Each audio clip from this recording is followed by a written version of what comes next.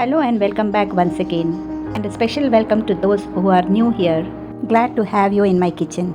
Today we will make a masala capsicum curry, adding peanut and sesame seed paste. It's tasty and rich and creamy.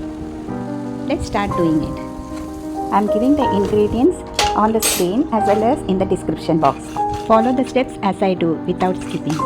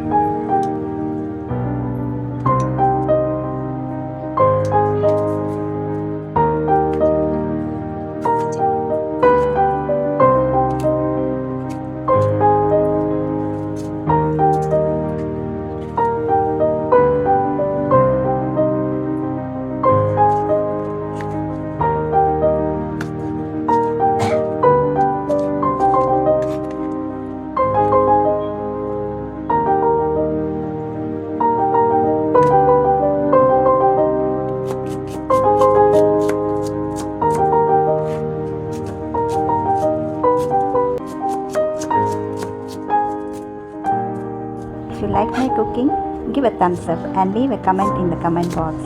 That will really encourage me to bring more recipes for you.